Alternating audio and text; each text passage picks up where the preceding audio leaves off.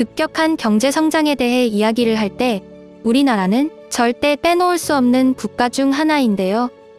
1960년대 한국은 필리핀, 방글라데시, 나이지리아 등보다 낮은 GDP를 가졌습니다.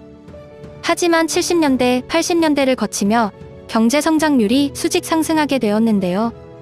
이후 IMF를 만나며 급격히 추락하게 되었지만 점차 회복하여 어느덧 GDP 순위 탑10 안에 들어가게 되었습니다.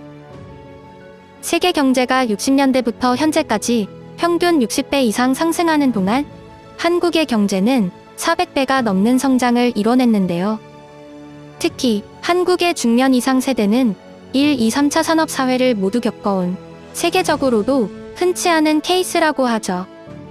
현재는 이탈리아와 일본의 1인당 GDP를 추월하고 유엔에서 만장일치로 공식적인 선진국이 되었는데요. 다만 나랏빛 증가 속도가 선진국 중 1위인 만큼 분명히 부채에 대해 신경을 써야 할 것 같습니다. 최근 해외의 한 네티즌이 올린 1970년대 2016년 대한민국보다 1인당 GDP가 높은 국가 라는 제목의 게시물이 큰 화제가 되고 있는데요. 게시물에는 한국을 기준으로 1970년과 2016년에 1인당 GDP를 비교한 한 장의 통계 사진이 첨부되어 있었습니다.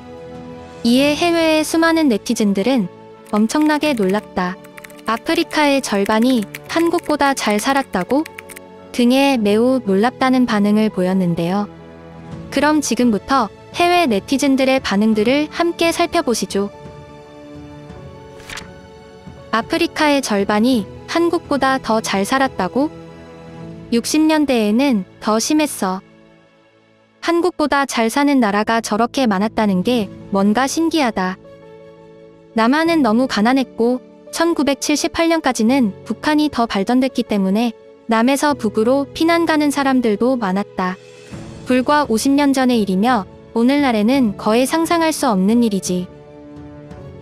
다른 나라들이 더 가난해진 것이 아니라 한국이 더 부유해졌을 뿐이야. 한국은 일하는 중이군. GDP 성장률이 서유럽과 미국에 비해 평준화되고 있는 거야? 아니면 1위를 노리고 있는 거야? 속도는 약간 느려졌지만 여전히 대부분의 서유럽보다 훨씬 빨라. 앞으로 몇 년 안에 많은 나라들을 추월할 거야. 이걸로는 1인당 삶의 질에 대해서 아무것도 알 수 없다. 저 남미 국가는 어딘데 한국보다 높아? 프랑스에 속한 프랑스령 기아나야. 그리고 영국의 포클랜드도 있지. 그들의 모범은 현재 고군분투하고 있는 사람들에게 일종의 영감을 주는 것이라고 생각해. 물론이지.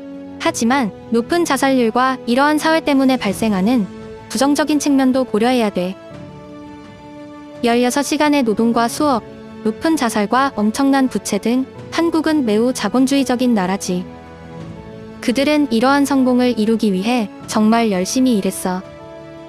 50년대의 한국과 지금을 비교해보면 나는 가끔씩 아프리카와 중동의 나라들이 왜 한국의 경제와 교육을 모방하지 않았는지 궁금해진다. 한국이 좋아진 걸까? 세상이 나빠진 걸까? 이게 얼마나 정확한지는 확실하지 않아.